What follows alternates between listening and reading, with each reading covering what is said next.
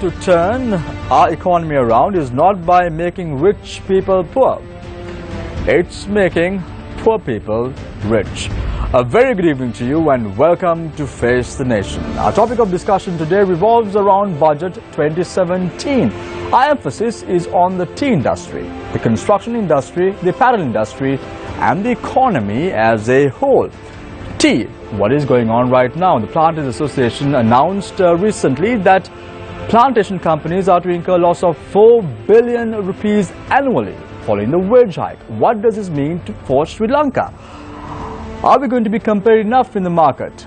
Kenya, India are producing tea at a very cheap rate. Will we have a market in the future? Time to think about what our prices are going to be and what the government is really doing. The construction industry, we're talking about making Sri Lanka the miracle of Asia again. Megapolis financial city projects are being discussed. However, do we have the required power, energy for these sectors? Do we have a proper waste management system in place? Is the government really thinking? Then we have the apparel sector. Major companies now are moving to countries like Ethiopia to find out whether labor is cheap. What is going on in the country as far as the country's economy is concerned? Are we having the right strategy in place? Are we thinking wisely enough? Will you be rich next year? Is your money being spent wisely? This is Budget 2017, an emphasis on economy, tea, apparel, as well as the construction industry. We have with us 4 eminent personalities again this week as well to discuss all this and more. Let me introduce them to you. Joining us for the first time on the show is Mr. Kure, Secretary General, Joint Apparel Association Forum. A very good evening and welcome to the show, Mr. Kure. Also joining us this evening is no stranger to the show, Professor Sirimal Aberatna, Department of Economics, University of Colombo. He's also a consultant economist. Nice to have you on board, Professor, after a lapse of a few weeks, but nice to have you on board today as well on the show.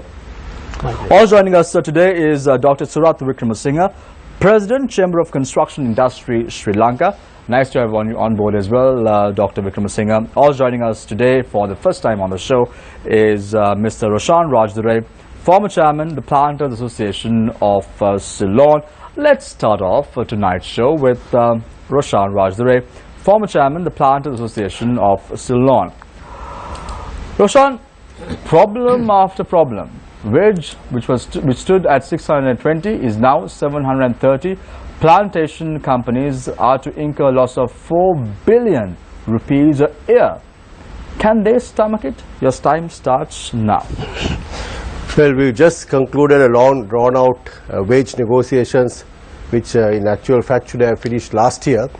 The reason for that was we were quite insistent at the outset itself that the current prices at that time didn't permit us to give a wage increase. As everyone is aware, the world market prices for commodities, particularly tea, crashed, and we were not averse to giving a wage increase, but what we told the unions and the other stakeholders was that the wage increase in future should be related to productivity. There should be a productivity element rather than the 150-year-old very archaic attendance-based wage system that was being offered. But the unions were not agreeable to this proposal. Therefore, the wage discussions or negotiations dragged on. Finally, we were more or less coerced to agree to a wage increase of 730 rupees per day. Now, given the current economic situation in the tea industry, where the tea prices have picked up marginally, but that is only as a result of the very low crops experienced at present. Our crops are around 70% of last year's, and that has spiked up the tea prices. So our cost of production is now in the region of 550 rupees, up from about 450 rupees last year. Roshan, so there is a currently there is an issue that persists in the plantation sector. Usually the produce stands approximately around 6.4 million kilos per month. However, this time around, the forecast says that it's going to be lower than 4.3 million kilos per month. How does this affect the pricing in the near future as far as the tea industry is concerned? Actually, the reason for that is in the first 4 months of the year we had a severe drought, an unprecedented drought. followed immediately thereafter by a deluge, rain, and we had landslides and earth slips. So these two extremes in climatic conditions didn't assist in any way for crop production. As a result, we lost the crop. Not only the fields, the workers also couldn't do their productivity, bring up their productivity level, and coupled with this we had the issue of the government banning the use of any weedicides, which I would say very illogical and ill-timed, because in the rainy season in commercial scale, if you do not apply weedicides, you have profusion of weed growth that has a direct impact on the crop production and in the movement of workers and in their quality of work. So inability to weed led us to delay the fertilizer because of bad weather, and that brought down the crops. That's the reason. Not using a weedicide, not increasing the salaries of the estate sectors as predicted like last year. What does it show? What does it point to? Is the plantation sector in Sri Lanka politicized? Yes, to a certain degree we have to be aware of the reality, because the plantation unions are also political parties. So they drive a political agenda and not necessarily a business concern.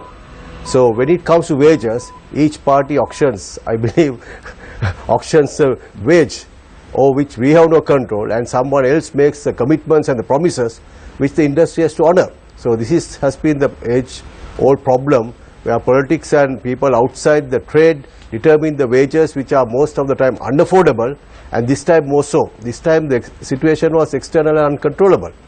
In the past we have given substantial wage increases, sometimes going up to 40% even, when the markets permitted us to do so. Correct me if I'm wrong, Roshan.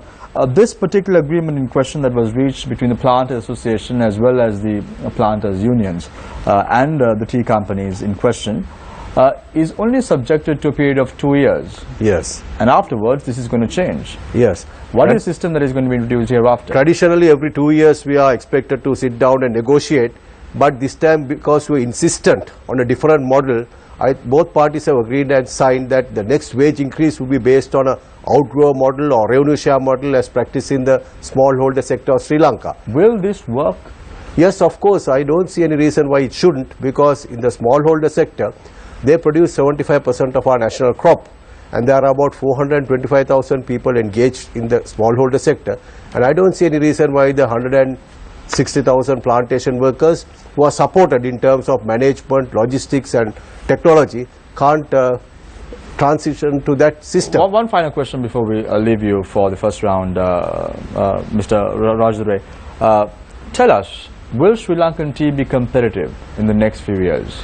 Actually, that's a very difficult question to answer, because as producers, we don't determine the price. Prices are determined on supply and demand dynamics and the produce and the prices of other countries. So we just offer our tea to the auction and we sell at the highest price.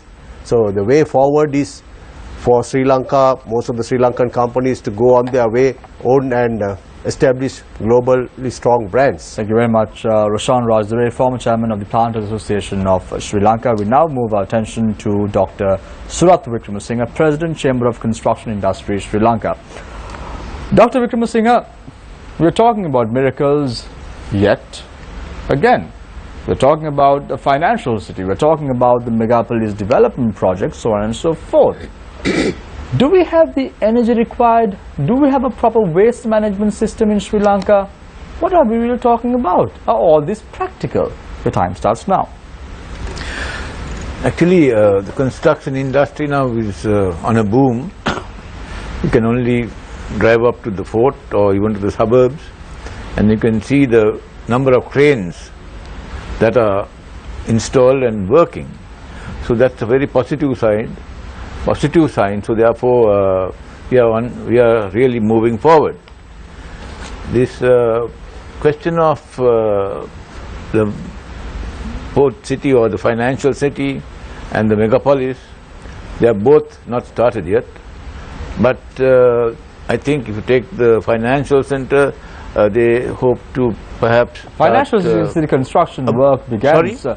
The financial city construction work began several months ago after the agreement that was signed between the companies in question, the government of Sri Lanka, the Chinese government, as well as the Czech port city Colombo. So construction has begun on that premise. To the best of my knowledge, it has not started yet in a real sense, It's only after the stoppage, the reactivation is now in motion. So I think it's, about October, November, they will really kick off with the infrastructure strengthening. But then the megapolis, unfortunately, I don't know what's happening. The Japanese aided project, which is providing the transport, has been awarded, and that's online. But the megapolis per se, I don't think even the act is passed yet. So therefore, how far they have proceeded, I don't know. But we are very hopeful that that will come through, because that's a very interesting and Dr. Vikram Singh, I want to interrupt you for a second here. You say that there is a lot of positivity as far as construction industry in Sri Lanka is concerned, and then you go on to say that the financial city has not really kick-started, nor is the megapolis project. And you say that even an act has not been passed yet to implement the projects in terms of megapolis. So where do you really stand? Do you think that there is optimism as far as construction is concerned, or are you trying to say that there is no construction taking place right now? No, actually what I was trying to say is that the construction boom is on. You can see the tower cranes moving around. That's happening, but these two projects, unfortunately, the port city or the financial center was stalled 2 years ago, and so now it has to reactivate and also to reorganize. That takes time. You know, you can't just start projects as like switching on and off a light. So that's happening. But the megapolis, I think the infrastructure perhaps is ready, which we are not privy to, but we would like them to give some indication as to when they are going to start. But the projects are, they have given some 30-40 projects, but they haven't given us the sort of basis on which to go forward. Dr. Vikram Singh, do we have the required energy? Because just a few days ago, we saw the Nurchole power plant breaking down again. Yeah, that's true, because now that they have been giving several warnings about the energy shortfall, and I think this is a major issue, and I think the Noricholi, the Indians have now agreed to provide that solar power plant. I think they should go immediately and get that moving, because otherwise in the year 2018, I was told, there is going to be a severe shortfall.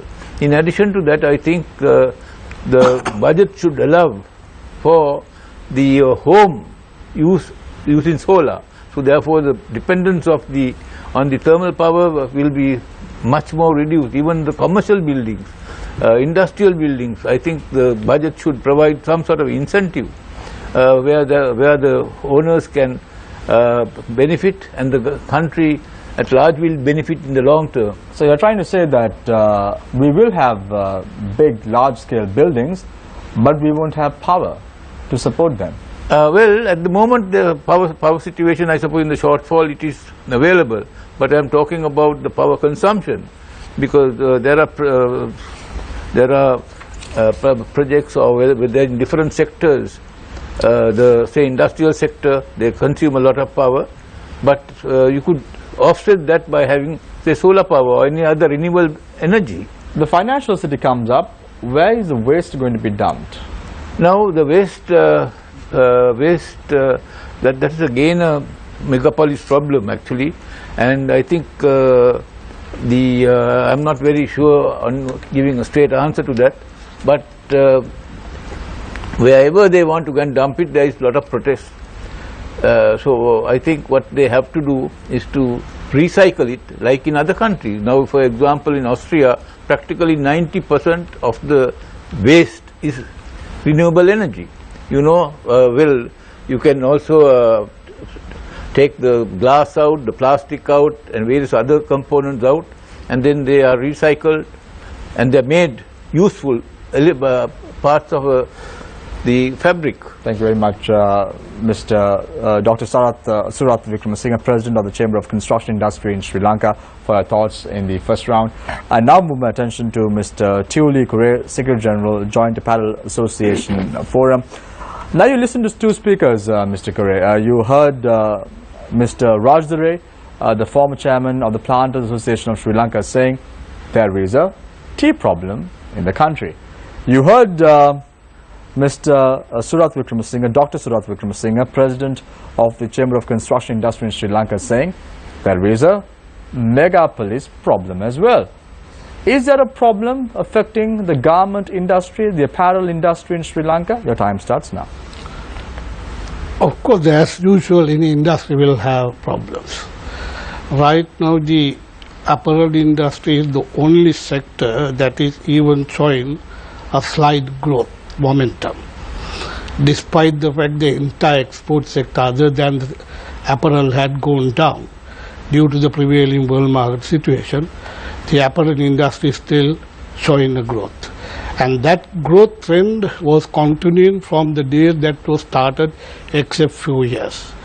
So I think, the compared to two sectors that, the problem that we are encountering are not really within the country. Of course, some are, but there are external problems that we have. And let me take the external problems. As you know, the Sri Lankan apparel industry, one that is not having any preferential or differential treatment from any market that we are playing, mainly EU or USA market. In the case of EU, of course, we do have a thing called the GSP concession, which is given to us on the basis of the labor compliance, and thereby we get a 2.5% reduction on the duty when we go into the EU market. But other than that, we are competing on the basis of the tariff being that are applicable in major markets that we are playing in, and that is one of the major problems that we are encountering. When you compare that with countries like Bangladesh, which is enjoying the EBA facility, everything but arms facility, where they don't pay anything because it's been the least developed country. India is having various other negotiations. All the ASEAN countries are having various, the bilateral or multilateral arrangements with the countries in international market. We are competing not on a level playing field, but yet we continue to grow, though at a low phase. Then internally we do have a serious problem of the labor force, and particularly so in the metropolitan areas where we operate, in the western province and in maybe the northwestern province. But we are trying to understand how best we can face that challenge.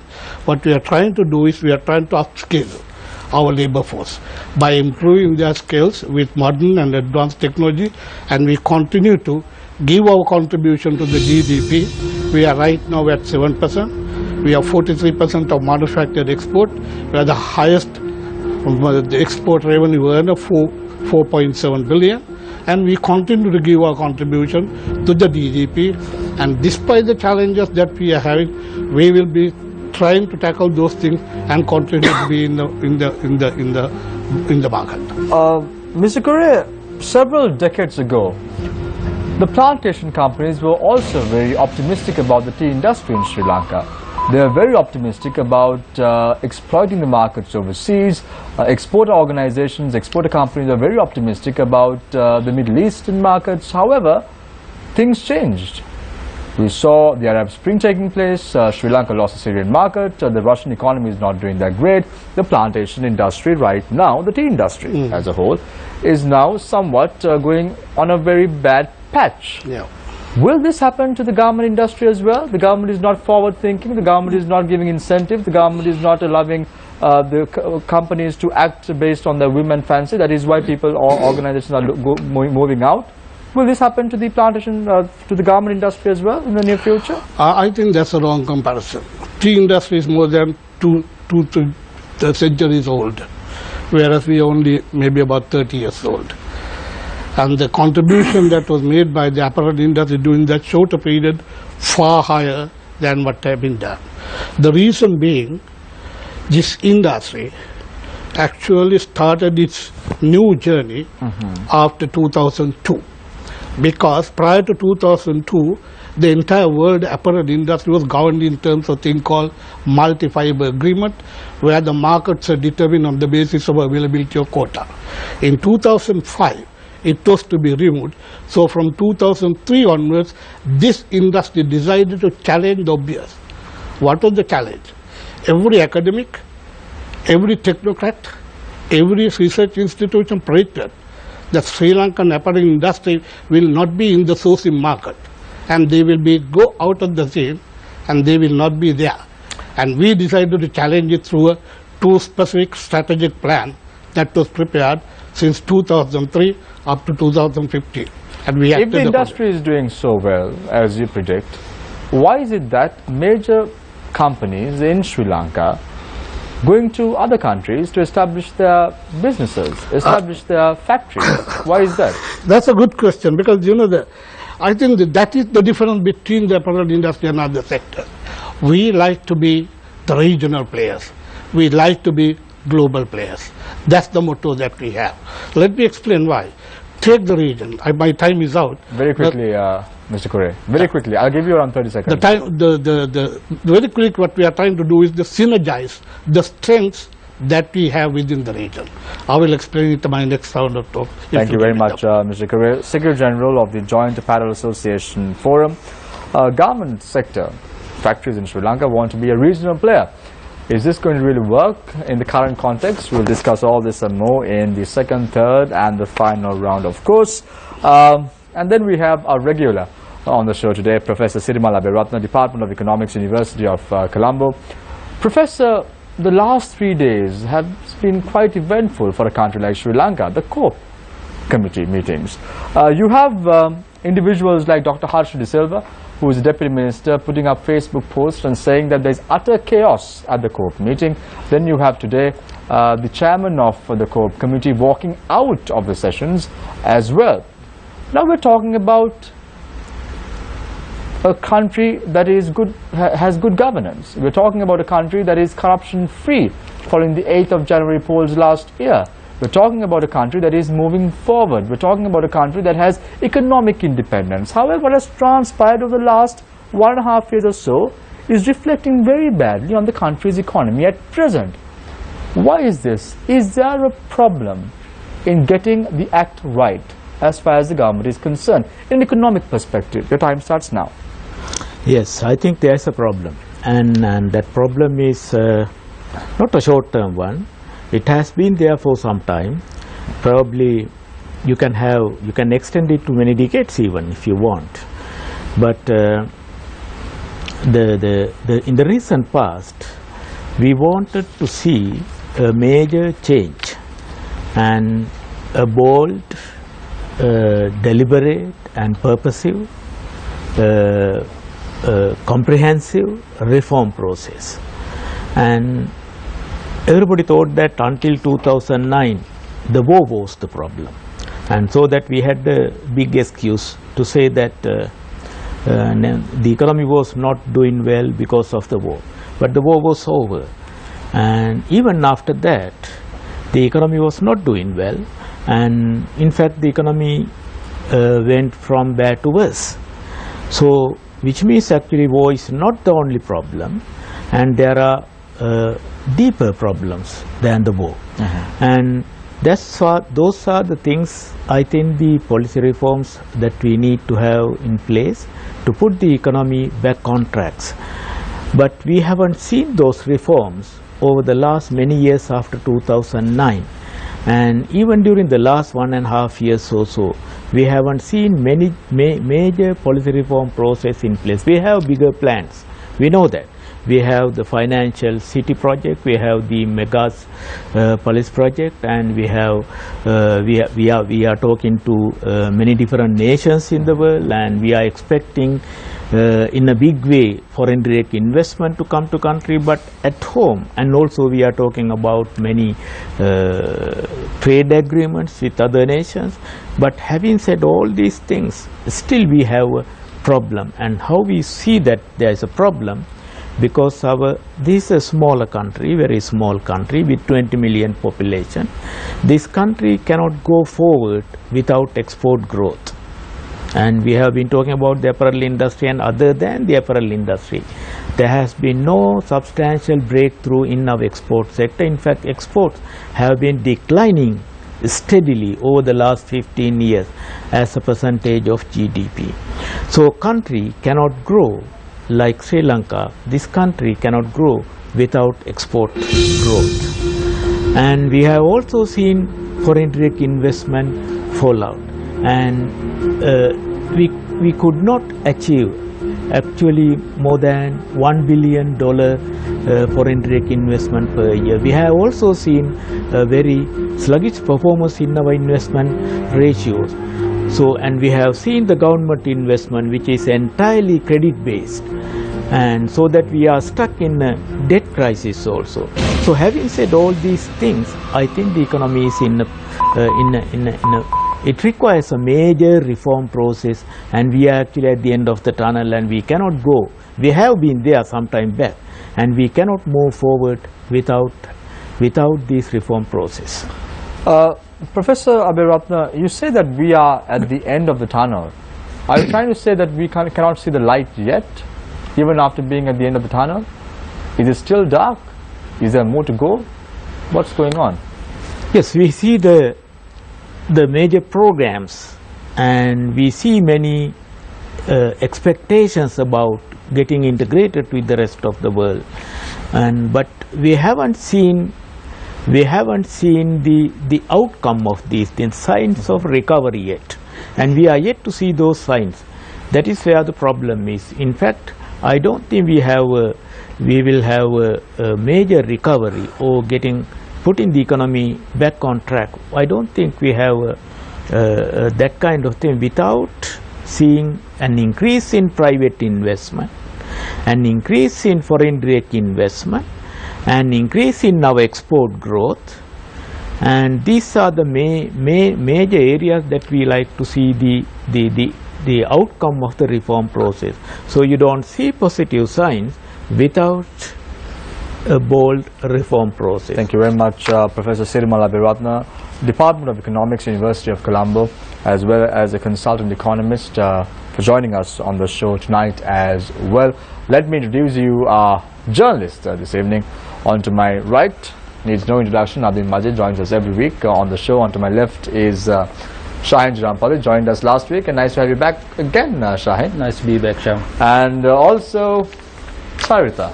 Nice to have you back as well on the show, Charita. Thank you, after a Shamil. lapse of a few weeks. So let's start off from you today. Yeah, thank you, Shamil. Yes. My first question is to Professor Abhiratna. Professor, now we listen to issues and challenges in different industries. It seems like there's a lot of uncertainty, lack of direction. How serious is it for Sri Lanka, especially for the private sector and even the public sector, not to have an economic development plan, a strategy, a document to say, okay, this is the mid-term plan to drive the economy? How serious is it not to have something like that?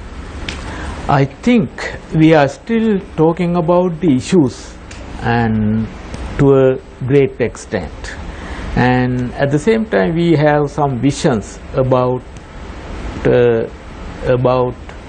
putting Sri Lanka in a big place and positioning it in the world map, and between Singapore and Dubai, and to make it a service oriented global hub like that. So apart from these visions, we don't find a coherent mission yet. I think still the policy documents are being prepared for that to achieve, because whatever the visions we have, and the key driver of the economy is the private sector investment, and government has gone too far, and government cannot go beyond that. Why? Because over the last many years, and government has been investing about 5-6% of GDP, and that entire investment, public investment, is credit based, and that was based on borrowings from domestic market and borrowings from other countries. So now our debt service is as same as our tax income. So tax income should be used actually to pay the loan installment, and if it is insufficient, if it is not sufficient to pay the loan installments in the coming years, that means all the other expenditures that we are talking about in the budget, they should come from further borrowings, and that is where the problem is.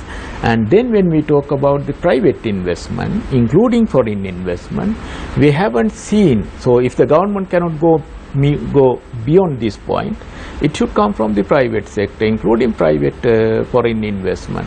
But again, we haven't seen private investment rising fast. Over the last many years, private sector has been investing about 22% of GDP, and still it remains the same thing. Professor, we've seen quite a number of international conferences being held here, the Export Development Forum, then the Investor Forum. So we have been talking about foreign direct investment throughout this year. That's so right. what is actually, what's the barrier here? What is preventing investors coming in? Yes, I think the main barrier is that still the private sector, especially the foreign private sector, we should also understand and that we are talking about sluggish performance in foreign direct investment at a time that the foreign investment outflows in the world have been growing exponentially. Okay, and also it is turning to developing part of the world, especially to Asia. And that's the kind of background that we are in. Against that background, we are not performing that well. The problem is, the major one, there are a few things that we need to understand. One of the major problems is the uncertainty. And still, private sector is adopting a wait and see policy because the direction is not yet clear to that. And secondly, the consistency of the policies and the predictability of policies, these are important, especially for the private sector. And on the other hand, today is different because all the countries in Asia, they are expecting foreign investment and they are competing to get foreign investment.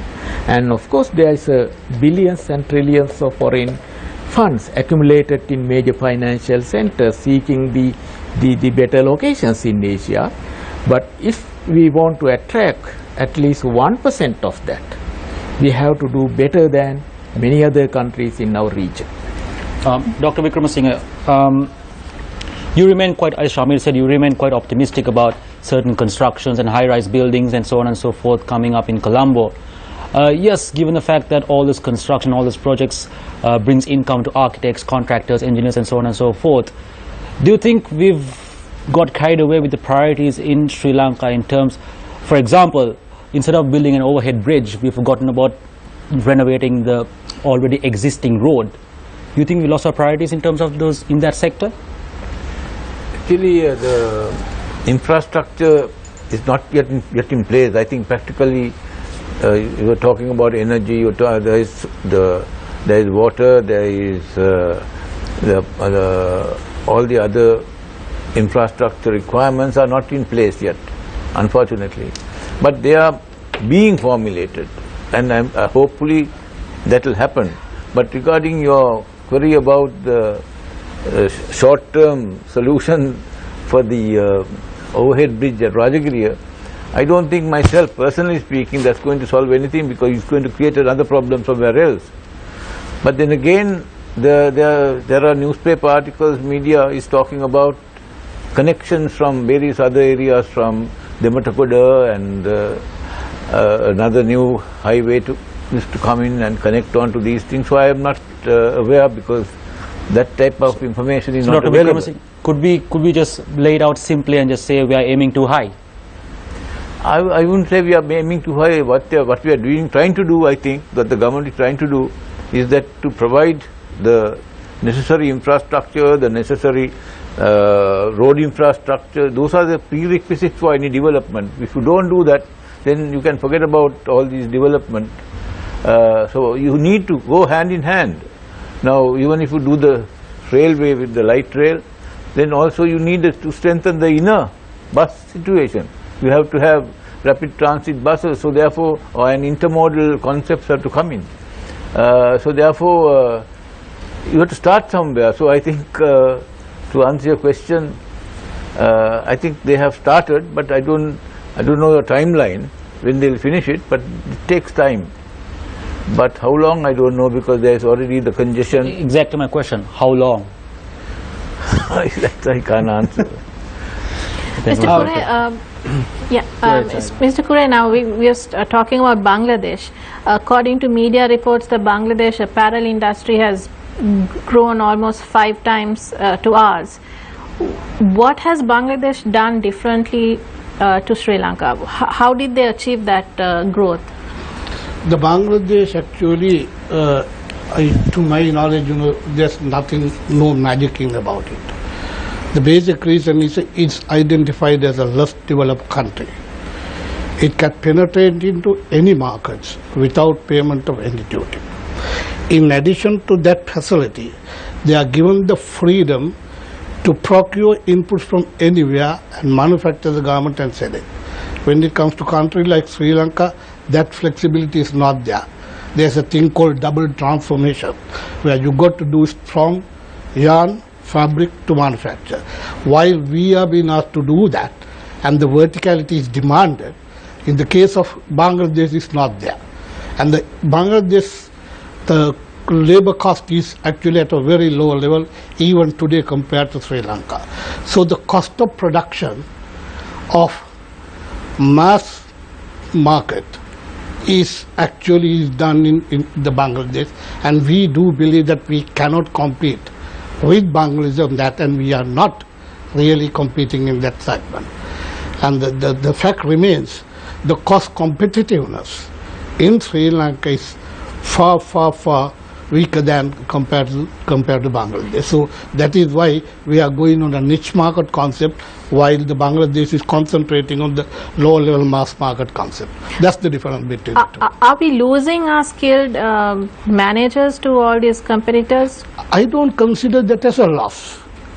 Majority of the Bangladeshi factories are being operated by Sri Lanka. We do believe we have produced a product which is exportable and is being used by those industries. So we are very proud about it, because the Sri Lankan industry has the advantage of 3 specific advantages we had. This is an industry which grew as a result of the injection of the foreign direct investment, which brought in not only market, not only capital, but also best practices.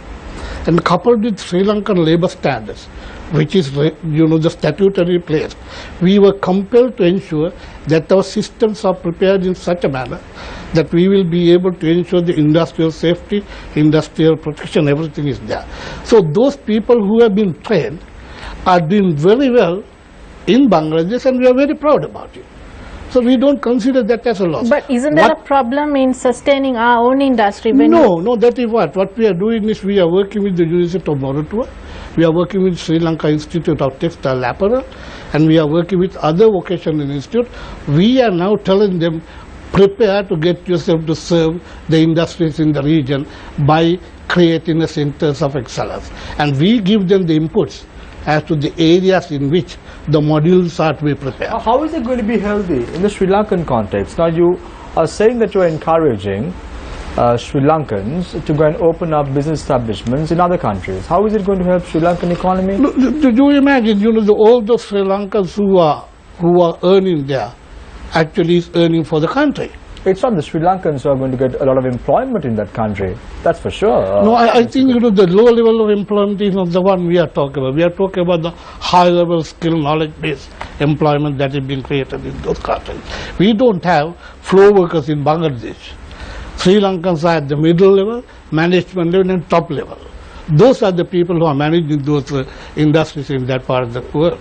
So in a particular factory in question, how many middle managers and high-level positions do they usually have? It depends on the number of the strength of the company. Now, they take the company which is in 5 factories, right? 5 factories, 1,000 people. So that's 5,000 people to be managed. You need minimum for the one line. You need 1 supervisor. You need mechanics. You need the middle-level managers. All those will have to be provided. How sure are you that Sri Lankans are going to occupy those positions? I think the only way you must go and see it. Mr. Rajadure, following on what Mr. Kure was talking, I think you would agree with me if I were to say that for some of the bigger players in the Sri Lankan apparel industry, the secret behind success has been innovation and R&D, research and development. A lot of that has been happening. Now, we drew some parallels earlier between the apparel sector and the plantation sector. Two very different ball games, of course, as Mr. Kure pointed out, few decades old, couple of centuries old. But do you think that there's enough innovation and R&D happening in the plantation sector? Because it's a couple of centuries old, but it appears that everything is still being done as it was a couple of centuries ago. Well, next year Sri Lanka is going to celebrate the official 150 years of Ceylon tea. It is considered that our industry is very labor intensive and tied to the land, therefore we have very little room to manipulate or play around with. But since the privatization of estates, and if you compare the results pre and post privatization, there's a marked improvement in all factors of productivity. After privatization, we have lost the land because the government has acquired and for so many purposes, but we improved our productivity, we improved our performance. What we do not see from outside the plantation is the level of improvement to the quality of life of the workers in terms of their housing, health, sanitation, and some of our key health indicators are way above national. And in terms of upskilling the workers and enhancing their job skills, we have gone a great way. But as we continue to tell our stakeholders, we need to change this model. We are still stuck in the 150-year-old attendance-based wage model where the workers are having an entitlement mindset, a dependent mindset, because the plantation management structure is very paternalistic. That's the way it was established and founded. So we have proposed a very dynamic, very sustainable model to the unions and to the stakeholders, what we call a revenue share or outgrow model, where we know that the workers are skilled in their job. We spoke about that earlier as well, Yes. but my question is specifically on the subject of research R&D coming up with new products. For example, you've seen one of the growing demand globally for iced tea. I'll tell you a funny incident that happened to me a few days ago. I went to a cafe in Colombo and I had a hibiscus and ginger iced tea. Tasted wonderful. Wasn't from Sri Lanka. Yeah, I concede that, because as growers, we play a particular role in the supply chain because we can't be everything to everybody. So in terms of the growing aspect, in terms of producing it, there are some improvements and developments. You have to look at the aspect of the industry as a whole. This is agriculture, and as I told you, there's very little we can innovate in terms of the tea itself. Of course, we have gone into R&D in terms of clones and productivity and pest and disease, something more sort of biological to the tea itself. But for example, now the company that I represent, we have put up a state-of-the-art, brand new, the most modern instant tea factory. In terms of product, yes, there is diversification, development, and even the tea that you drank is something different. It's not the traditional straight-off black tea. So that part of the exercise is taken on by the brand marketeers and sellers of the tea. Mr. Rajadurai, what do you expect from the government in this 2017 budget to address Actually, the issues faced by the tea sector? Number one thing is that they should consult the stakeholders. A classic example is the illogical ban on weedicides. That is really playing havoc in terms of agriculture. Then the government... But the government's justification there was that, there has to be environmental safeguards. Well, Is the plantation sector unsustainable? Let me reconfirm that.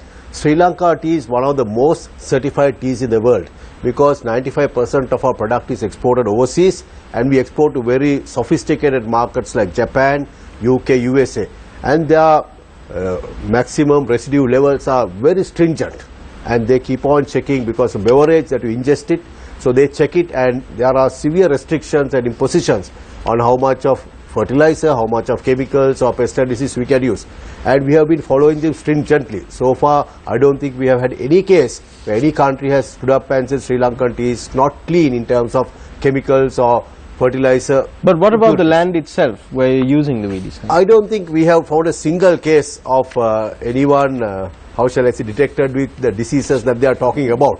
It's all a perception, because we have been spraying chemicals over the years, and we haven't found any sickness or diseases related to particular chemicals, because as I mentioned earlier, it's always sprayed under supervision at the correct dosage and at the correct frequency.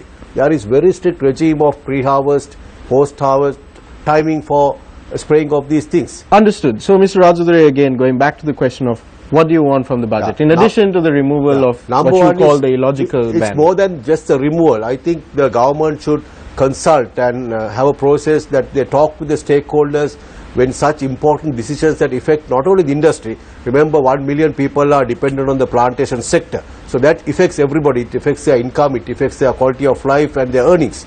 And second thing is, now there is apparent discrimination in the treatment. Now, Sri Lanka, there is an informal sector, that is the smallholders, and the formal sector, the plantations.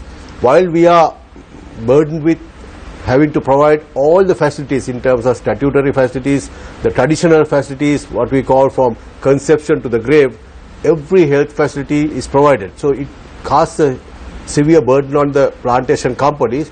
But when it comes to giving out concessions, we are left out. A classic case is that sometime back the government gave 80 rupees per kilo of green leaf because the prices were so low that even the smallholders couldn't sustain the industry. But we were left out. Likewise for rubber. Now, fertilizer subsidy, we have been left out. But we as industrialists, we pay the taxes, the leases and all other statutory dues and benefits to the government. So, aren't you lobbying the government to include you Well, in these we have taken it up, made our voice heard, and beyond that, I think there's a limit that we can push ourselves. And So why do you think the government is, don't you think it would be smart on the part of the government to include stakeholders? Why I is think it excluding stakeholders? I think we are verbalizing this to the public and to the government and those who listen. But I must say that one of the biggest promises that this government made when it came into power is that there was going to be a lot more transparency. But then, judging by what Dr. Wickramasinghe, who's from the Chamber of Construction Industry, and then you from the Planters Association, also Mr. Kure from the apparel sector, it doesn't look like the government has been consulting any stakeholders in its plans. Let me clarify. Even belatedly, I think particularly in the case of our wage issue, belatedly the government also came to realize that the way forward for this industry is to tie earnings to productivity, as it is happening in all the other agricultural and tea economies. Our minister, Mr. Navin Disanayak, was very supportive. At the latter stage, I think they were able to convince the unions about the necessity for a model like this going forward. What, time for one more question, Sharon? Yes, one more question, Nadir. Mr. Rajudure, there's also, there was a lot of coverage in the media over attempts by the government or by the finance minister specifically. You mentioned Minister Navin Disanayak, the plantations minister, he brought this up, that the Treasury was attempting to seize the cess fund, the Sri Lanka Tea Board cess fund, several billion rupees. Where do you stand on that? Well, it is our opinion that the money was contributed and collected from all the stakeholders in the industry, and it should be used for the purpose for which it was collected, namely branding and promoting our Ceylon tea. We have a unique product, unmatched by any other country, but we need to position it and sell it as it is. I believe that the money should definitely be used for the promotion of Ceylon tea, which is a dire need at this moment. Thank you very much, gentlemen, for your thoughts in the first and second rounds. We go in for a short commercial break. When we come back, we are in conversation with Professor Sirima Laberatna, Mr. Roshan Rajudure, Mr. Tuli Kure, and Dr. Surat Wickramasinghe on Budget 2017. All this and more after a short commercial break. Stay connected, stay with Face the Nation. We will be right back. Welcome back. This is Face the Nation. Let's now move attention to Professor Sirima Laberatna, Department of Economics, University of Colombo, who is also a consultant economist, joining on our show tonight. Professor Laberatna, you said something very interesting. You said that the government is still talking about problems. My question to you is very simple. Do you think that the United National Party, which is now holding most power as far as the government is concerned, are they still thinking that they are in the opposition and not the government? The time starts now. Does the UNP think that they're still in the opposition and not the government? Is that why they're talking about problems and not trying to solve the problems at hand? I actually expected that there should be a bold reform process and agenda and a program when they came to when the UNP came to power 1.5 years ago, but it wasn't so, because I see only many most of the time what I saw is dealing with petty issues and price ceilings on plain tea and hoppers and taxes on onion and potato, and so those kind of petty issues that we have seen, but not the major reform process that we require. Because I want to emphasize this reform. The reason is, for the last time we had reforms, that was in 1989 and 1990, 25 years ago, and since then we didn't talk about reforms, but we had many ad hoc policy changes, and some are of course destructive and not consistent, and you do something today in one direction and you reverse it in tomorrow, take another policy action. So many things we did over the years so that we mess up the business environment and the policy environment of the economy. That has to be corrected, and that is where we want to have this major reform process in place again. But also I think that now Sri Lanka has a very good opportunity that it never had over the post-independent history, which is that the two major parties of this country are working together, and of course that can be the weakest point also for this economy, and that can also be the strongest point. That depends on how you make use of that, and that coalition and that agreement can show the direction of this country, and this is where the economy is moving ahead. And we are not going to, we will have our elections on our own, and whoever come to power, and the economy will be moving in this direction. That's how we need to establish the business friendly political and economic environment of the country, and that's how we need to win the confidence of the investors. I think we are having the greatest opportunity that we ever had in the history.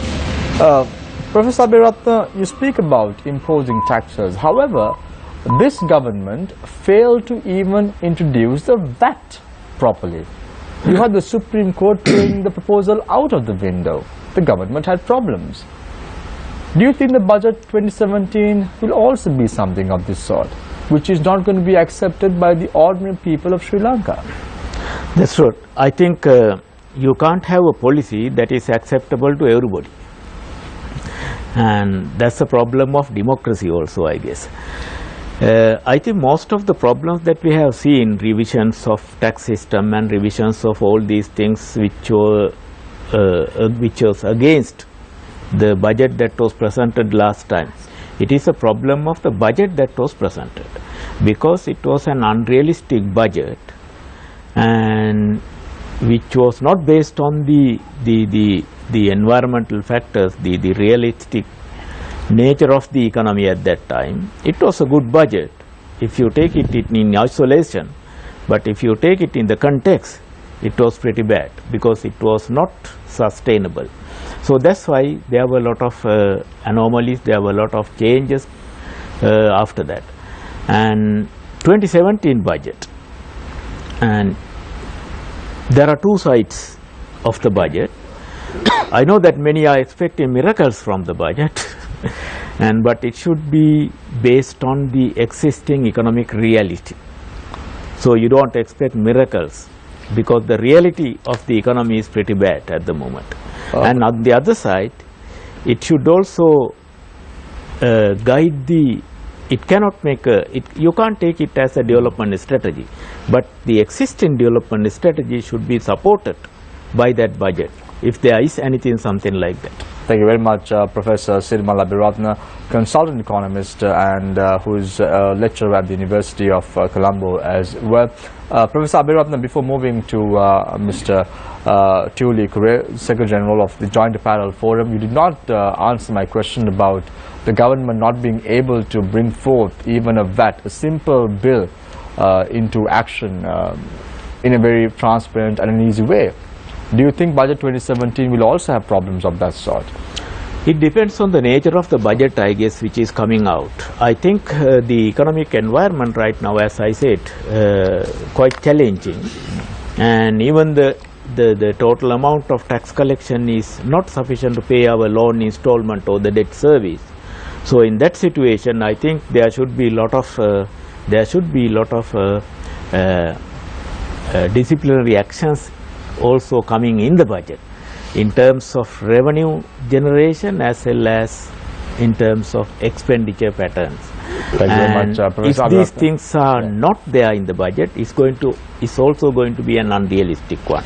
If they are going to be in the budget, it's not going to be a populist one. Thank you very much, Professor Sirmal Abhiratna. It's quite an interesting point that you brought forward about taking disciplinary action against those who have taken your vote. Maybe the government should start measuring the performance of the MPs, the ministers, have KPIs and ensure that they achieve their targets. If not, ask them to go home. Anyway, that's a thought. Let's move to Mr. Tuli Kure, who is the Secretary General of the Joint Apparel Association Forum. Mr. Kure, you are very bullish about the garment sector. You are very optimistic about the garment industry in Sri Lanka. What do you think Budget 2017 would have to offer the industry? The Sri Lankan garment industry has not been asking handouts from the government at any time. It has simply asked one thing: create a conducive environment for us to do our business. Within this, I totally agree with Professor, because we have requested certain reform actions to be taken, particularly the reform on exchange management system, and we have requested ensuring proper trade facilitation system by introducing electronic documentation for 2-hour transactions, a mechanism for us to undertake e-commerce. But as she said, we are looking for 3 C's. The 3 C's are clarity, consistency, and continuity of the policy. So in the absence of that, no private sector will be able to operate. So we do believe those principles will be enshrined in whatever the proposals that are coming in, and if there is a conducive environment for us to do business, we will be able to do it. But having said that, we as an industry consciously take a decision: any governmental assistance, particularly from institutions like Export Development Board, available to the industry has to be directly channeled to the SME sector, which is actually having difficulties in the performance, simply because of the prevailing situation. Is the access to finances are not there, access to market is not there, all those things are there. We have requested those has to be channel for the development of the SME sector. So only those 2 requests we have made, and we do believe certainly the reform agenda will be not really will be there in the budget, will be announced, and it will be implemented hopefully, and that will be there. Mr. Kure, you speak of 3 important factors. You say clarity, continuity, and consistency. Am I right? Yeah. Does the government at least have these 3?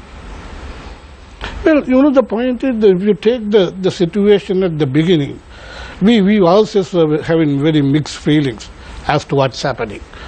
For example, the certain controls that were not there, which were supposed to be liberalized measurements, were reintroduced by way of controls, and we were wondering what's going to happen. Then, as you said, the VAT Act, it created the confusion as to what the tax rate is going to be. We were wondering as to what the fiscal regime is going to be.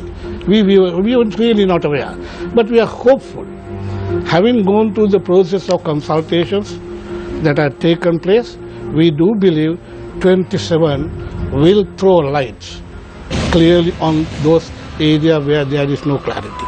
Secondly, we do believe there is a new trade policy that have been submitted, which is expected to go through a process of consultation, and once it is finalized, the trade policy regime will be there.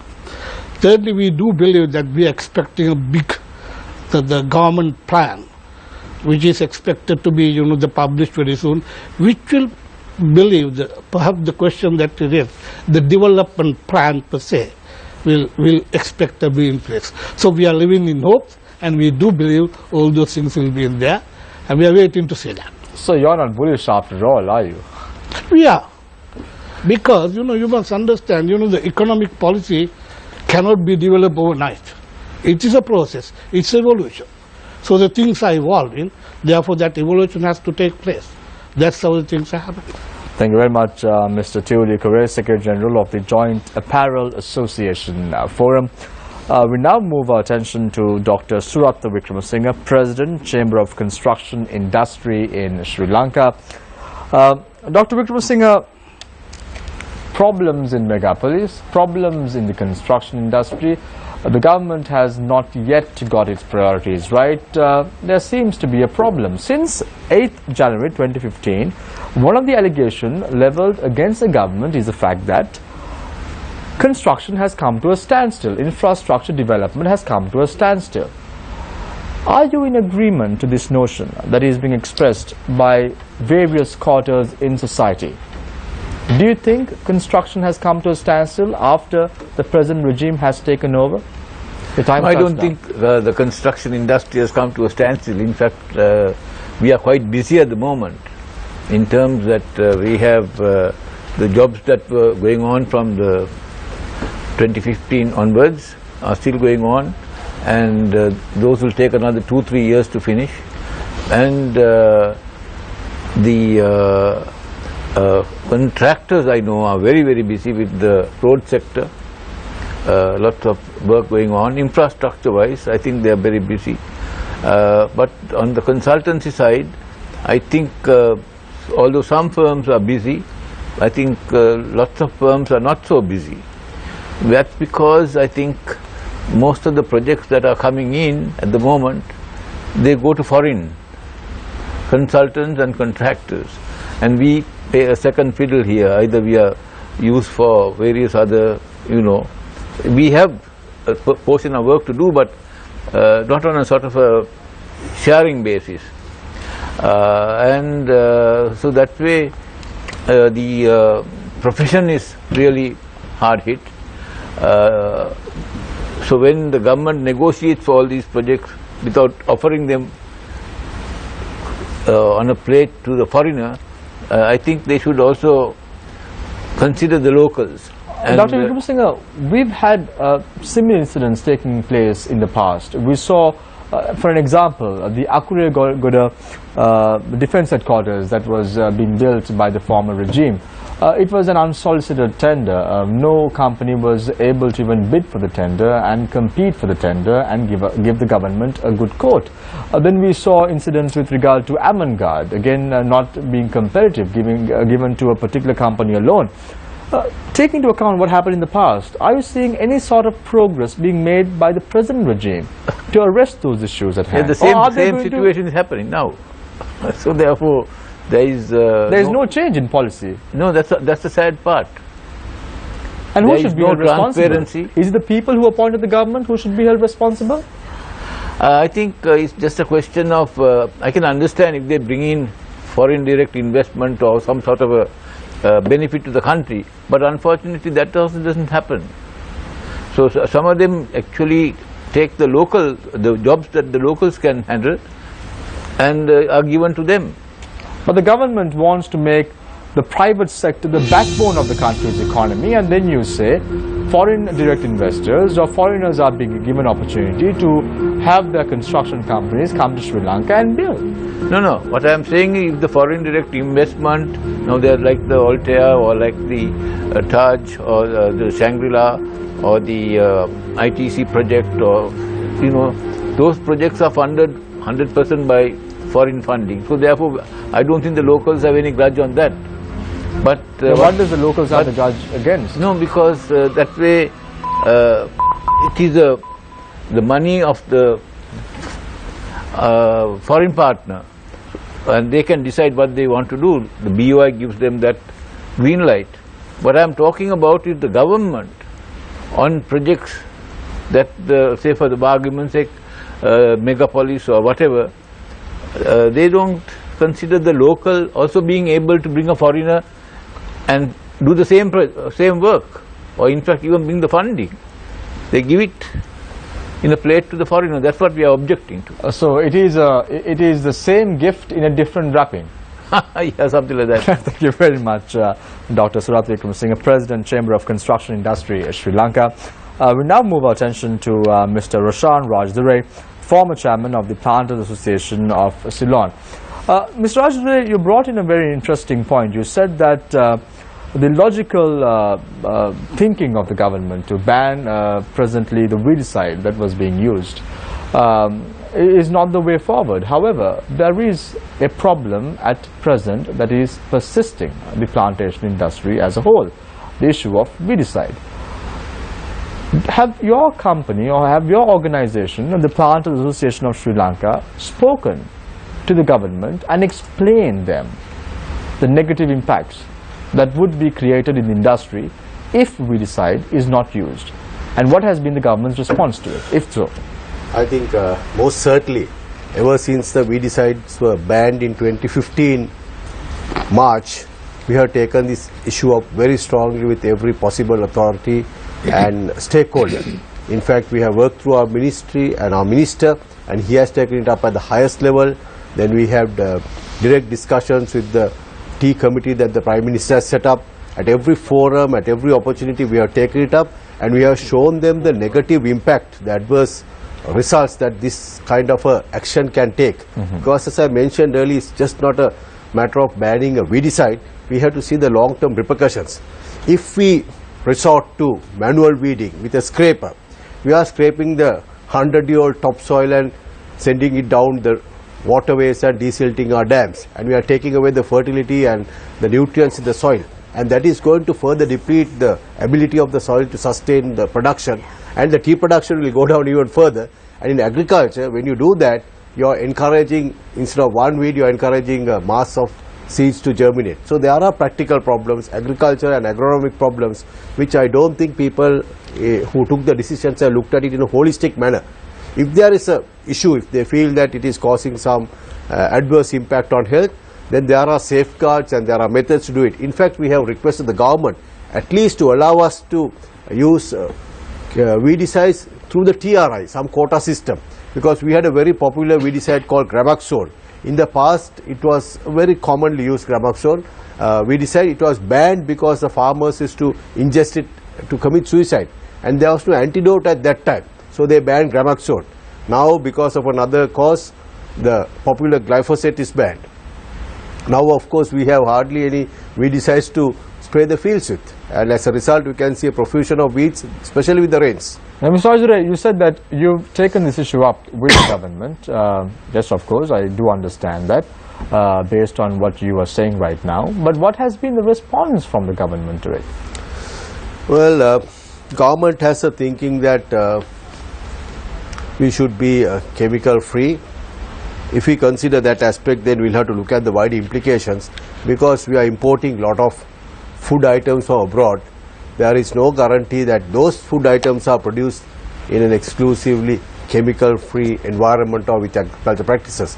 So I think since of late the government authorities are re-looking at this, and they are little amenable to having a separate arrangement for large scale commercial plantation crops, because these are not home gardens where you can weed with 1 or 2 persons. We have 20,000-30,000 hectares, and it's a requirement and it's a necessity that we have commercial scale weedicides. Mr. Rajdure, now there is talk that the plantations in Sri Lanka will be opened up for foreigners like the Chinese. How far is this claim true? I think this talk has been around for some time, but whether it's Chinese or any other party who comes in the current context, in the current model, I can't see how they can make it viable in tea, because of the wage structure, the remuneration model and the plantation culture needs to change. There is hope. We can manage the plantations profitably. We can do it. Yes, it's not impossible. But we need to change the model that we are operating in. The workers should feel that they have to contribute and be far more productive than they are today, and all the stakeholders must get together. Because so far for 25 years we have managed the plantations. It's just that last 2 or 3 years the prices fell so drastically that we had to recourse to delaying these wage negotiations. Mr. Rajadhuri, opening up the plantation sector in Sri Lanka to foreigners, do you think that is advisable? No, if they come in with some technology and markets particularly, I mean, you have to work with the same workers, work on the same soil and with the same tea bushes and the same factories. You cannot revolutionize those overnight. I mean, you can change a machine, but you can't change the essential architecture of a plant overnight. It will take a long time, but what is required is markets.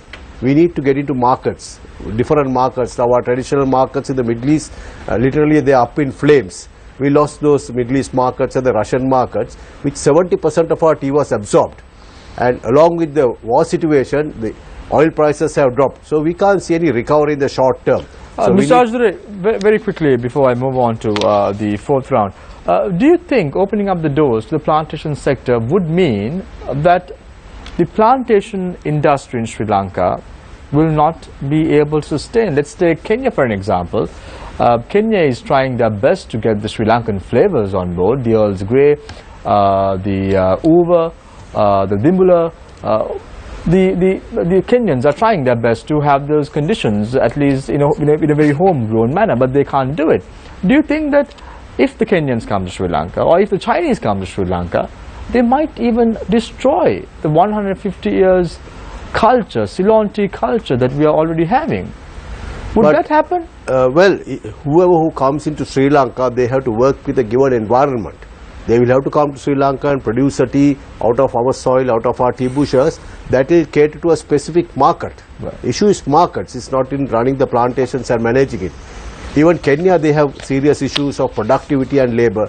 Contrary to popular belief, people think that Kenyan yields are double that of Sri Lanka. No, we are yielding at 1,700 and Kenya and India at 2,100 levels, specifically and mainly because of the labor productivity.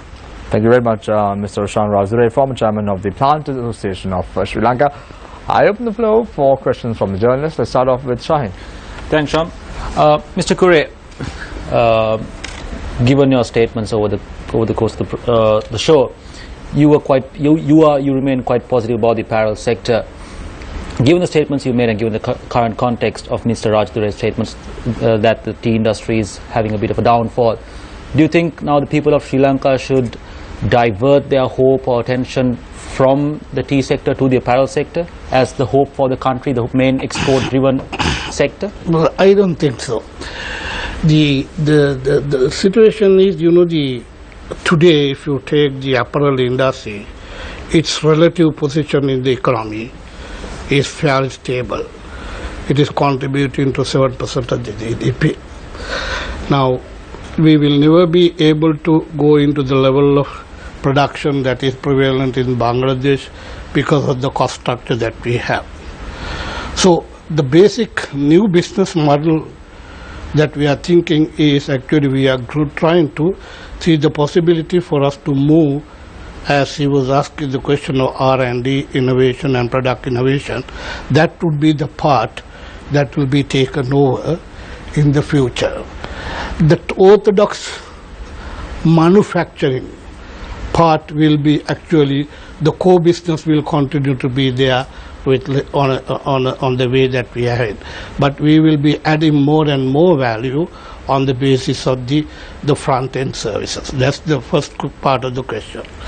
Second part of the question, being a middle-income country, today, Sri Lanka, I do not think the labor market dynamics today is permitting the conversion of the tea industry workers to the apparel industry, which is also with our, the tiresome industry.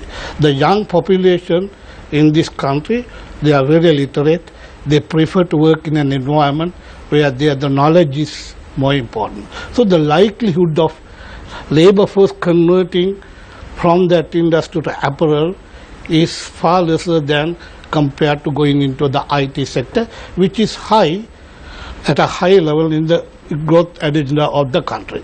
So given the situation, I think the traditional manufacturing sector will have an orthodox level of increase, but it will not expand. But we are trying to see the possibility of shifting that industry into the areas where there is a heavy poverty in this country. In terms of the prevailing data, there are districts where the poverty head count is higher than the national average, which is said to be in the region of 6.57. There are areas where there is 15 and the people are available. I think probably industry will be moving on to that area rather than to the tea sector.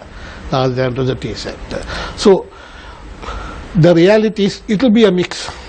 Some people will, depending on the access to the facilities available, some will go into the other sectors of the economy. And in the economic agenda, relative importance of the higher level of manufacturing or knowledge-based industries will be at a higher level. So the tendency of the people will be to move on to that. So this industry will think in terms of new business models where the low-cost production will be undertaken in the region, and we will do the higher value addition by way of designing, introducing various washes, embellishments, all those things. That's what we are planning to do with the availability of the market access that will be available. Because, for example, if I take the GSP Plus facility, if it is given, it will offer us a thing called the regional accumulation, where we can procure certain products from the SAARC region and then manufacture the final product and export into the EU. So those facilities will be extensively utilized by the industry in order to expand. Mr. Rajadurai, given Mr. Korea's statement and given the current context in terms of the tea industry, do you think, hypothetically speaking, in let's say, for example, 5 to 10 years, tea itself will be a luxury for Sri Lankans? Very difficult question to answer. As I told at the outset, 95% of our tea is exported abroad, and I wish to echo his sentiments also. The younger generation of today, even in the plantations, are averse to coming and working in the fields. We have fairly aged population, and we notice that there's a very slower influx of people for employment. That is because there is enough and more opportunities outside the tea plantation sector, and this self-created perception that agriculture work is demeaning, that is also playing a key factor. And their access to information, access to education. So we see a definite trend of people out migrating from the plantations going into other sector. So whether tea is going to be a luxury in Sri Lanka or not, I don't think that is a problem. It's just that at the auctions we sell the prime tea at 450 or 500 rupees. But when it goes to the supermarket shelf, I don't know, it's over 1,000 rupees. A recent study done by War on Want in UK, they found that only 1% of the profit, if there is, comes to the producer. Balance all taken up by the retailers and the supermarket shelves.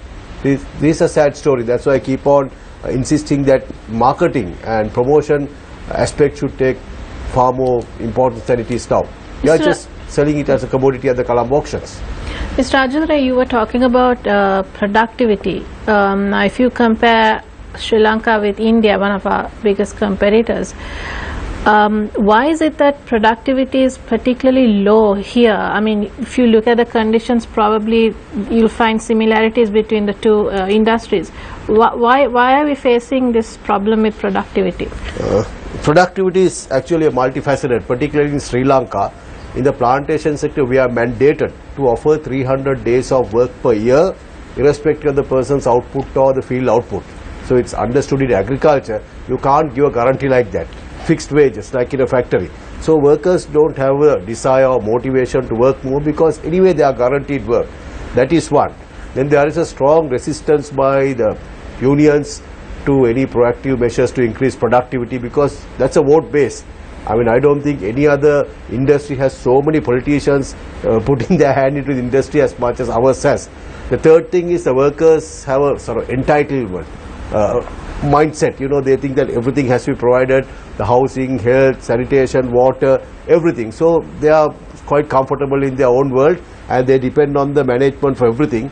And over the years, that's what I said, over the 150 years, they were just given wages for attendance. We have attendance wage system. So if they come for 75% of the day, we give incentive. But the output, we have no measure, we have no action to take if they don't bring the output. For the first time after 150 years, we have all agreed with the unions and the government and the planters, and we have introduced a productivity-based element. But that is not the end, that's the start. What we are envisaging is over the next wage increase for the workers, as I was telling, for the workers to take charge of the job that they are very skilled at, plucking. Like the smallholders, you know the success of the smallholders. 20 years back they had only 60,000 hectares under cultivation. Within 20 years they doubled that extent. So that is a manifestation of the success of that scheme. And their quality of life and education levels are far higher than the plantation workers. So we don't want the workers to be hired labor depending on the management. We want them to be entrepreneurs, like sort of mini planters themselves. So we are driving that, and I can't see why the unions should resist that, because it's good to let them go and do their own stuff. Professor Abeyratne, the Sri Lankan government has made many international commitments over the past several years, ranging from commitments on reconciliation and transnational justice to more recently international commitments in the field of sustainability and the UN's Sustainable Development Goals. We've seen some mixed messages from the government in this area in the recent past. For example, after the recent floods in May, the Vesak floods, the President banned the reclamation of wetlands all across the island. But then we saw reports in the media of this continuing in certain areas, with political patronage in some cases. What should the government do? What can the government do through the 2017 budget to show that it is serious about sustainability? Sustainability of? Sustainability in general, sustainability of the government, sustainability of the environment, of our ecosystems, sustainability. What do you want to see the government do through the 2017 budget from an economic perspective? We keep talking about the need for triple bottom lines thinking in industry and in economics. The global conversation on economics has also changed towards more focus on sustainable growth rather than just talking about economic growth in general. So in terms of sustainability, because the government has made all these commitments, but judging by action, it does not appear that the government is serious about this. For example, if you take the Financial City project, mixed messages. So sustainability, Professor. Yeah, I understand. What are your thoughts? I understand. It's an open-ended question, so that I can go anywhere with that. I think sustainable development, because of the way that the world has grown in the past, particularly the Western world, and the damage that they have done to the environment. So these and the issues that we are facing today, not only Sri Lanka, as the global community, I think there is very much enthusiasm in all over the world about the sustainable development issue, right?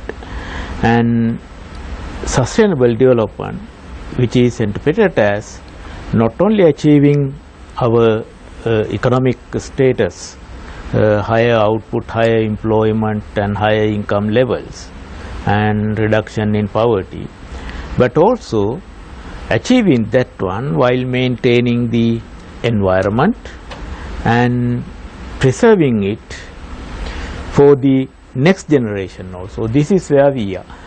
So because of there are many agreements and commitments and conventions happening all around the world, and Sri Lanka has a historical record of integrating and working with the international community over so many years. I think even today Sri Lanka is an active participant of those. Professor Aberatna, let me make that more specific. We were talking about, for example, the glyphosate ban. So my question is this: is the Sri Lankan government's commitment to sustainability simply arbitrary and ad hoc? Because I'll quote this from the National Academy of Sciences, Sri Lanka, issued a statement saying, "It is not aware of any scientific evidence from studies in Sri Lanka or abroad showing that CKDU, or chronic kidney disease of uncertain etiology, is caused by glyphosate. The very limited information available on glyphosate in Sri Lanka does not show that levels of glyphosate in drinking water in affected areas, North Central Province, are above international standards, and neither are they in the tea plantation areas where glyphosate is used even more intensively." No. So my question is, when I said mixed messages, the government says it's committed to sustainability, but it doesn't appear that the government is willing to listen to scientists either. So is the government's approach to sustainability simply that we should return to the Stone Age, or is it No, there's more focused a balance here. Even the government is, I don't think government is going straight away committed to giving a commitment to that we should go for the kind of what I'm trying to get at, Professor Aberatna, is with these kinds of mixed messages coming from the government, does it appear that the government even grasps the concept of sustainability? I think the country, the citizens should also understand that the world is moving in this direction, but maybe the government cannot make a direct commitment to have that kind of things, have a sustainable commitment to achieve sustainable development objectives, because we have been practicing these things for some time, but it takes time, over time, and the countries have to move in that direction. I think that it is sooner the better, because we don't have to wait until some research come and show that this kidney disease is related to fertilizer use or chemical use. We don't have to wait until, of course we know that the things are getting pretty bad.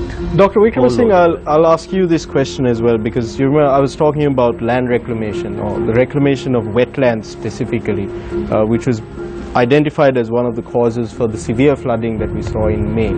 Now, in spite of a decree from the President, it's still going on, and in some areas with political patronage. So, in that context, sustainability, how big of an issue is it for the Chamber of Construction industry? What's your focus on sustainability? Actually, you mentioned flooding. Now that is because of this reclamation going on in preserved area, water-logged areas, the flooding is happening. And then the government plan, I'll talk about the flooding aspect, is to have huge pumps during these severe floods that we experience for similar occasions, so that the water will get flooded into the sea.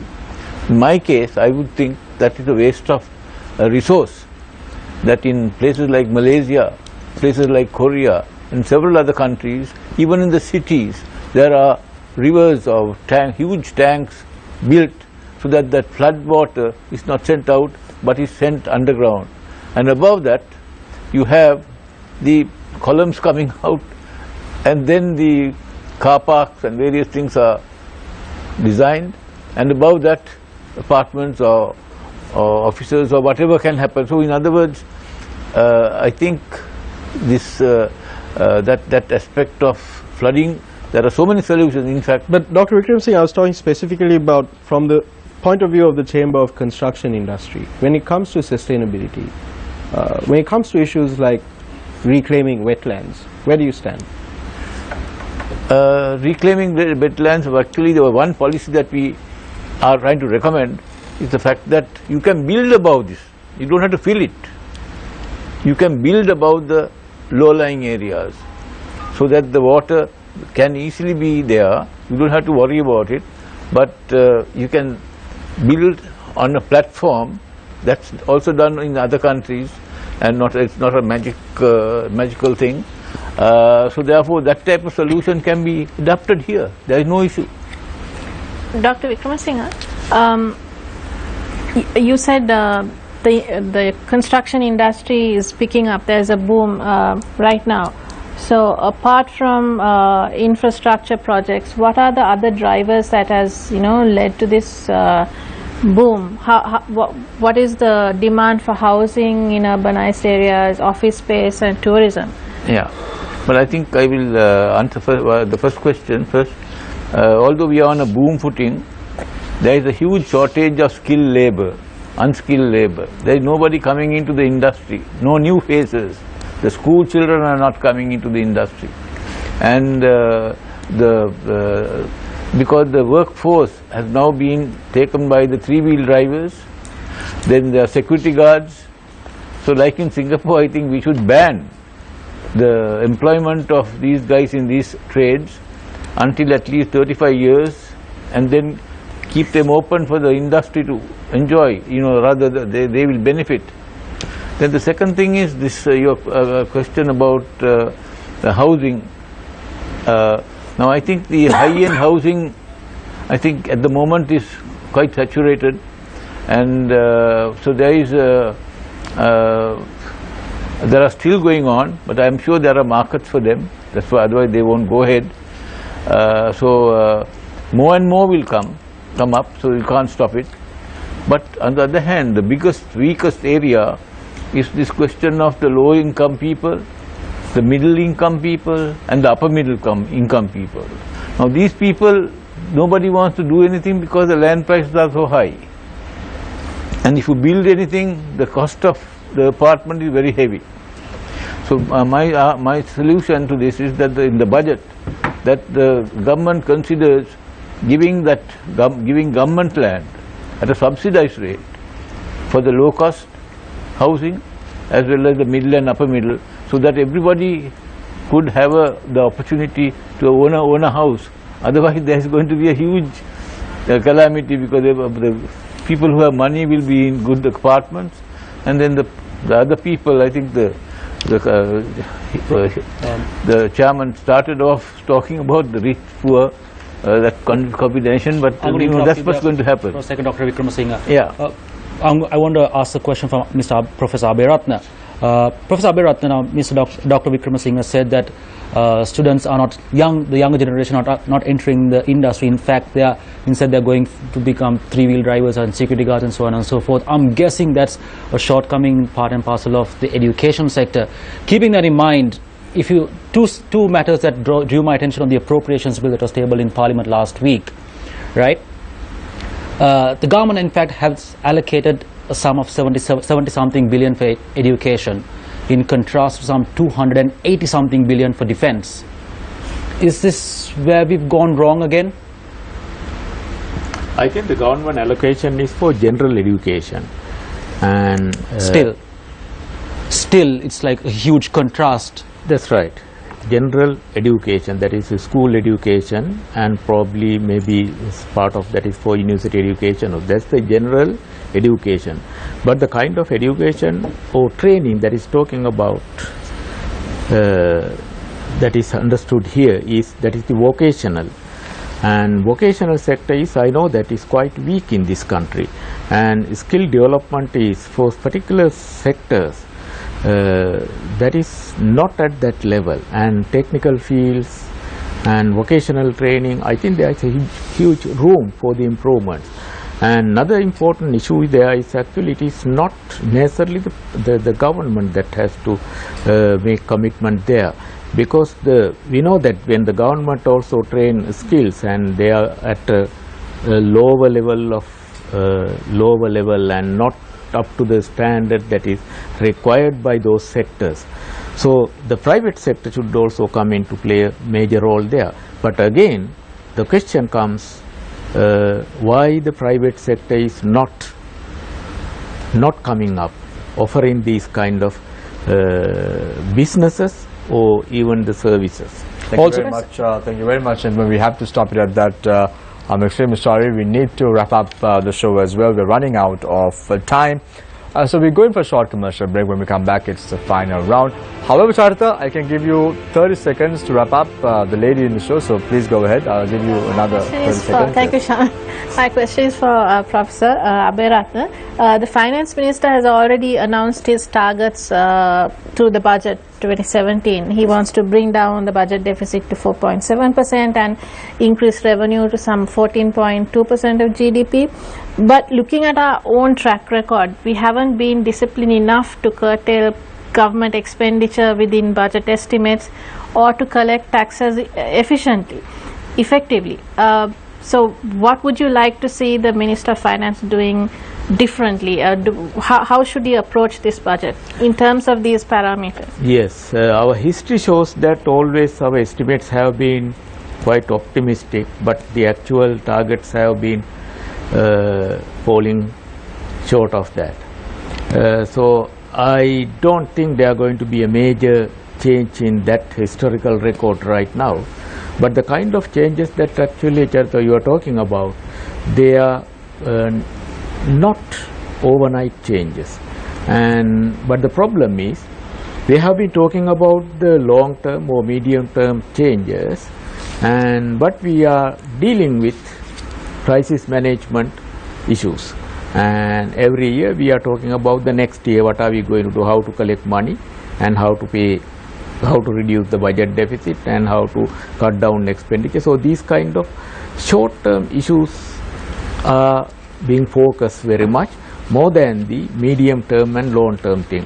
I think those issues are they are definitely important and they should be addressed in a wider perspective.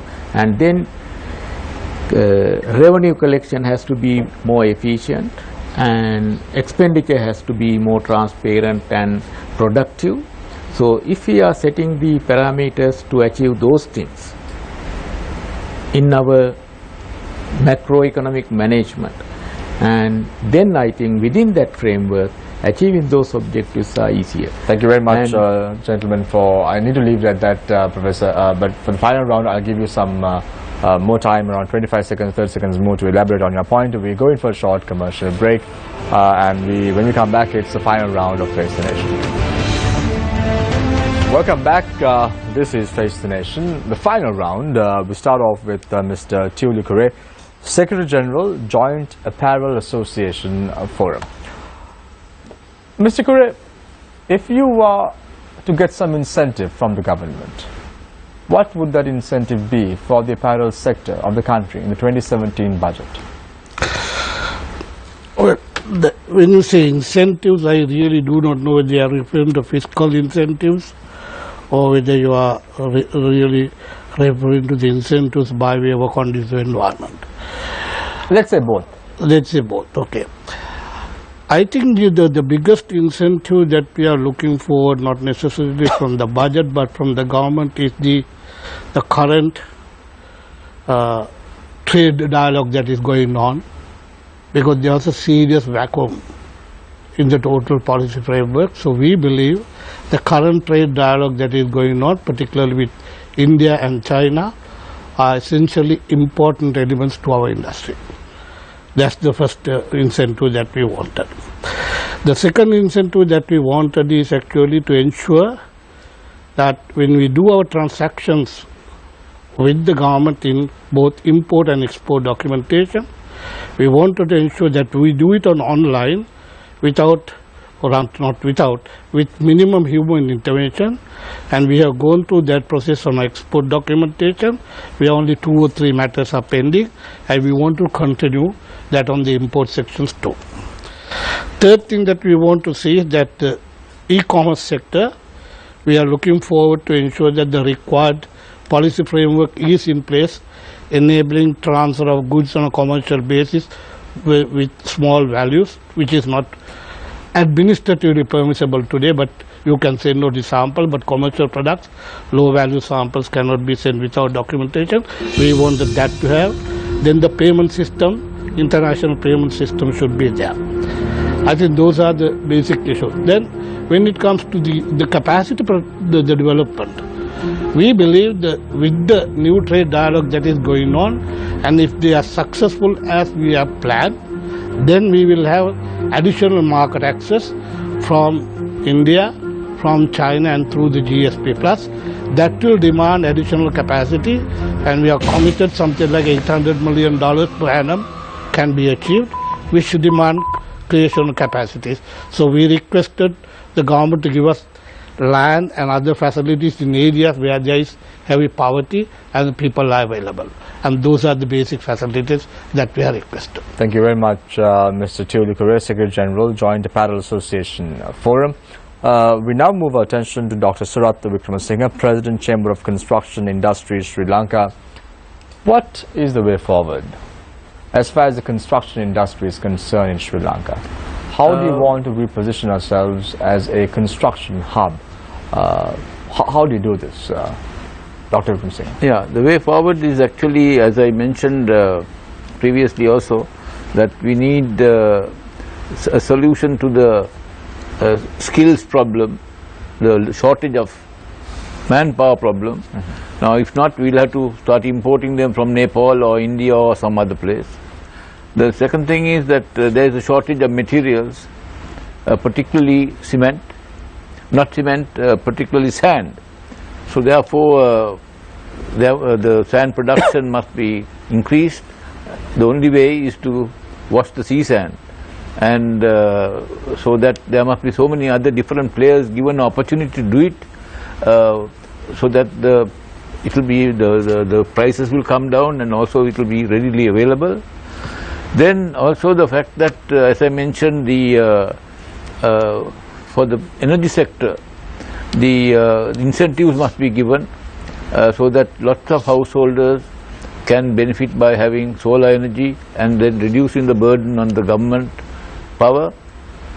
Then also the housing, the incentives must be given by the government to provide low-cost houses, land, so that all these different types of houses can be built. So that way we can have more private sector involvement. What is lacking here is the private sector is not getting involved, because there is return on investments are not happening in the construction industry, because the cost of construction is so high. So therefore there must be some way of getting forward on that one. And then of course the professional expertise also must increase. There must be some sort of incentives for firms to have, if there are 10 big firms in Sri Lanka, we must have another 20. If the boom is coming to such an extent, otherwise we cannot focus. Similar to the contractors also, they are having A-grade contractors by about 20 big contractors. We should make it 40. So therefore we don't have to depend on the foreigners, and then we can sort of roll on locally. Thank you very much, Dr. Surat Wickramasinghe, President, Chamber of Construction Industries, Sri Lanka. We now move our attention to Mr. Roshan Rajadure, former chairman of the Planters Association of Ceylon. Mr. Rajadure, right now the tea industry in Sri Lanka is facing a problem. Liberalizing the tea industry in Sri Lanka, is that an option? And would this be considered, at least now, given the current circumstances? Budget 2017, do you expect something of this sort to be incorporated? The time starts now. The final 2 minutes.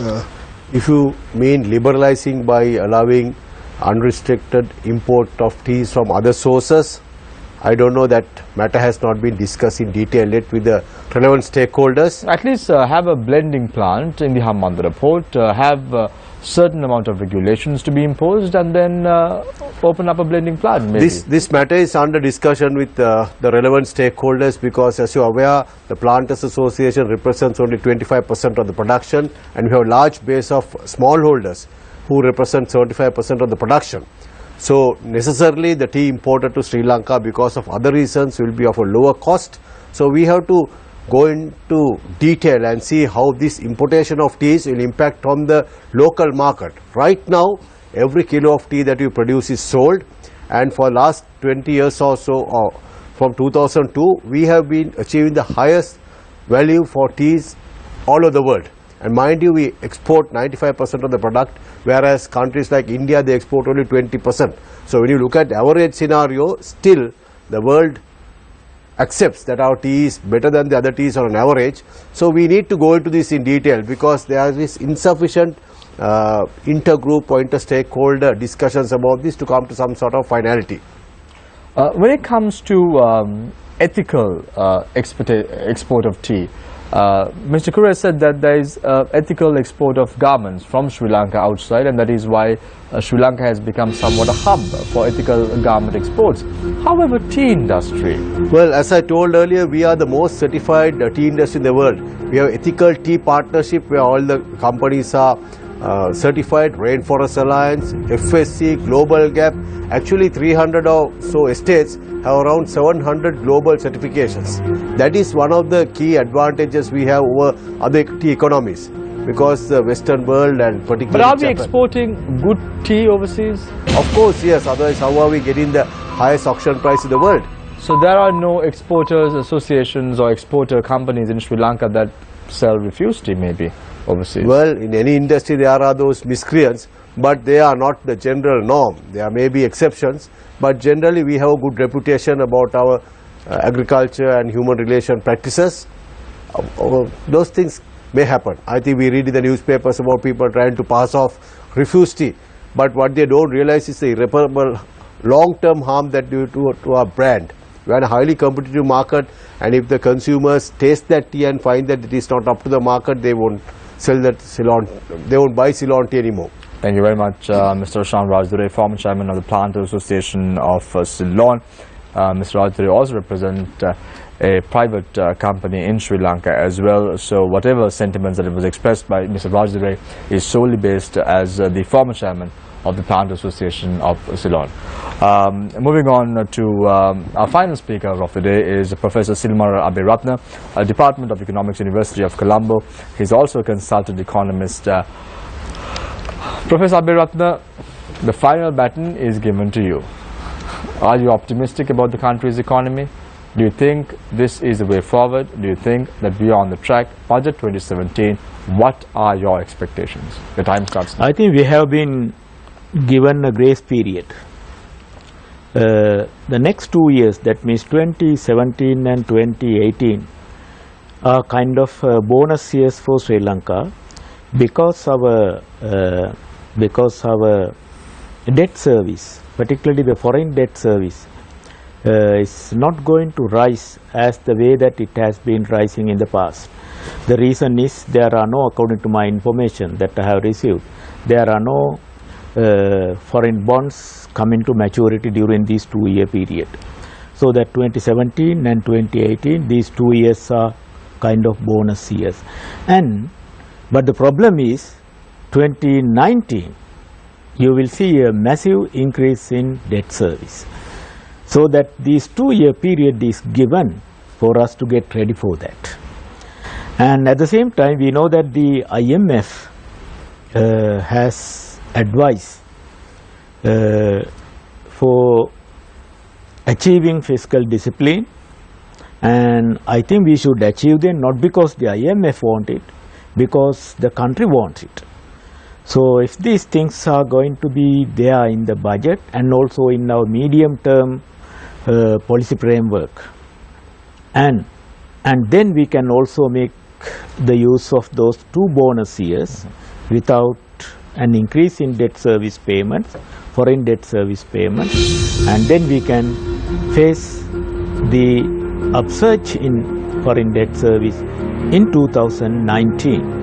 And anyway, then we will be ready for that.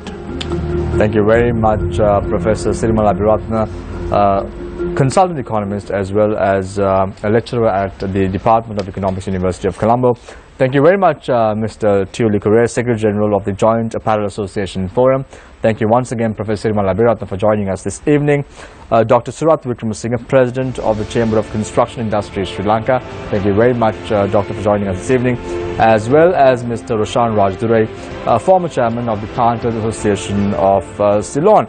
So I'm going to take back a few points today from home. So I will be taking back from Dr. Surat Wickramasinghe the construction gentleman, the construction guy, I would say. He said that we are left with the same gift with a different wrapping.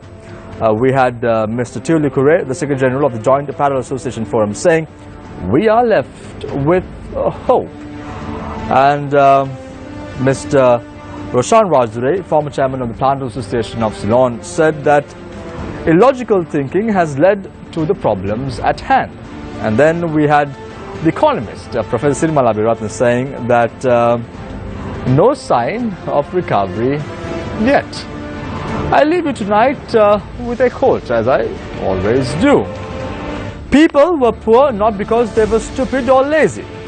They worked all day long doing complex physical tasks.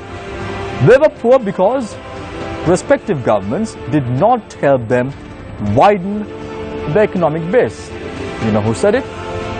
Anonymous. Take care and good night.